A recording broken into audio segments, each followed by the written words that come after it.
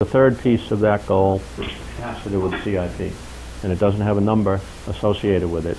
It's more of a planning exercise, to Ben's point, okay, where we essentially make a projection, and the way I envision it, it's bringing the schools, at least the Hampton SAU 90, into the fold in conjunction with the CIP process, where we use the data. It's a combination of what we think is happening in operating and what's in the CIP to project the tax rate. I think when we throw this document out there that says these are all the things we think we need to do through 2018, I think we need to have an understanding of what those, if we do all this, this is what it's going to cost, and I think we already have the framework, and I think I think Mike knows exactly what he would have to do with that. I think it's a matter of seeing if we can get some interest from the schools in doing that, and having Nate Lunny, participate in that from a school's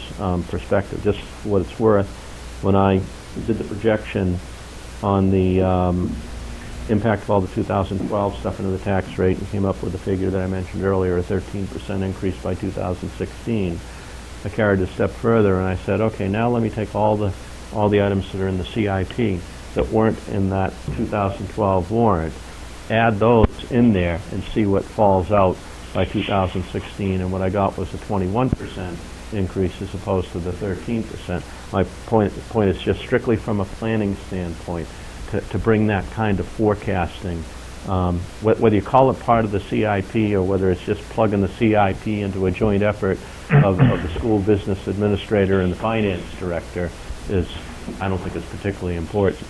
You got to have the figures. But the fact that we see, financially, in terms of impact on taxes, where the CIP is going, we've already seen that we can do that.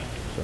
Why do you preclude SAU 21 from your session? I don't. It would be better. It's absolutely imperative. It would be better because we're basically 45% or whatever the heck it is. It's absolutely imperative that they're included. Otherwise, it's an exercise of futility. Absolutely.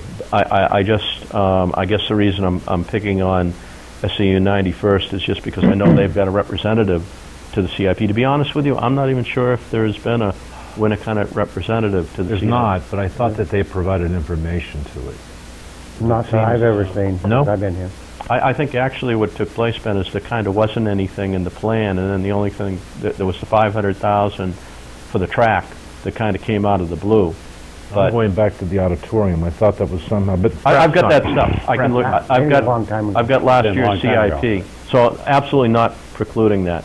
And I think we would be better. Because they certainly want the monies that come in from the tax impact fees. I mean, and that's what one of the things that the CIP has to be in place to get the impacts, right? Right. Right.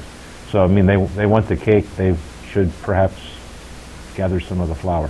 So anyway, that's the financial one. Do you want me to hit?